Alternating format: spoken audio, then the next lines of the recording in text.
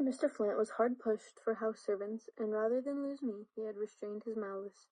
I did my work faithfully, though not, of course, with a willing mind. They were evidently afraid I should leave them. Mr. Flint wished that I should sleep in the great house instead of the servants' quarters. His wife agreed to the proposition, but said I mustn't bring my bed into the house, because it would scatter feathers on her carpet. I knew when I went there that they would never think of such things as furnishing a bed of any kind for me and my little one. I therefore carried my own bed, and now I was forbidden to use it. I did as I was ordered, but now that I was certain my children were to be put in their power in order to give them a stronger hold on me, I resolved to leave them that night. I remembered the grief this step would bring upon my dear old grandmother, and nothing less than the freedom of my children would have induced me to disregard her advice. I went about my evening work with trembling steps. Mr. Flint twice called up from his chamber door to inquire why the house was not locked up. I replied that I had not done my work. "You have had enough time to do it," he said. "Take care how you answer me." I shut all the windows, locked all the doors, and went up to the third story to wait until midnight. How long those hours seemed, and how fervently I prayed that God would not forsake me in this hour of utmost need. I was about to risk everything on the throw of a die, and if I failed, oh, what would become of me and my poor children? They would be made to suffer for my fault. At 12:30, I stole softly down the stairs. I stopped on the second floor, thinking I heard a noise. I felt my way down into the parlor and looked out of the window. The night was so intensely dark that I could see nothing. I raised the window very softly and jumped out. Large drops of rain were falling, and the darkness bewildered me. I dropped on my knees and breathed a short prayer to God for guidance and protection.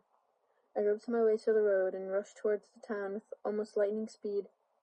I arrived at my grandmother's house, but not dared see her. She would say, "Linda, you are killing me," and I knew that would unnerve me.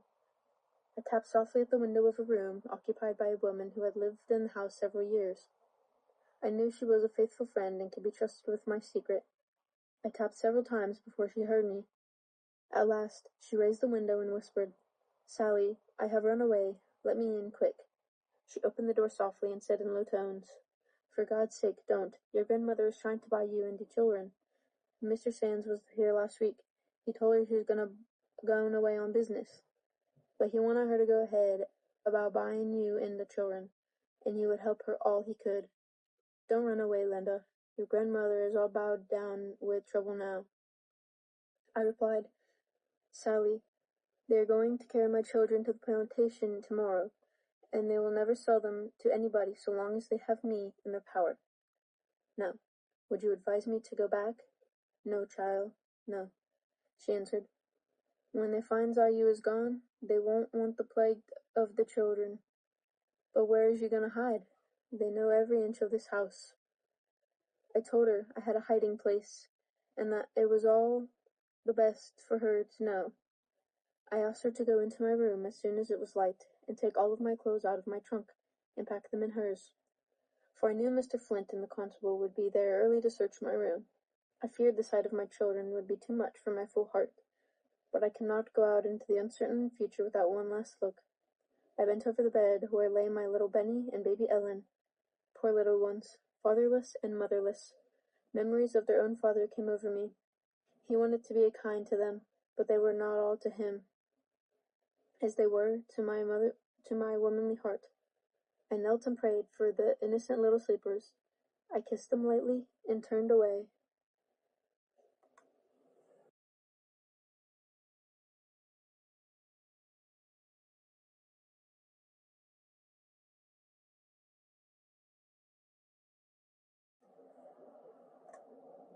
Between me and the other world, there is ever an unasked question, unasked by some through feelings of delicacy, by others through the difficulty of rightly framing it.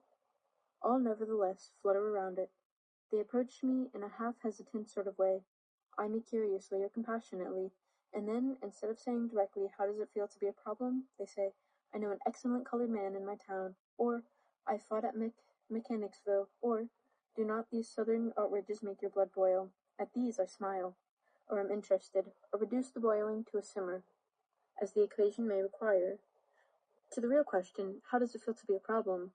I answer seldom a word, and yet being a problem is a strange experience. peculiar even for one who has never been anything else. Say, perhaps in babyhood and in Europe, it is the early days of rollicking boyhood that the revelation first bursts upon me, all in a day, as it were. I remember well when the shadow swept across me. I was a little thing, away up in the hills of New England, where the dark Housatonic winds between Hoosick and Tangink into the sea, in a wee wooden schoolhouse. Something put it into the boys' and girls' heads to buy gorgeous visiting cards, 10 cents a package, in exchange. The exchange was merry, till one girl, a tall newcomer, refused my card.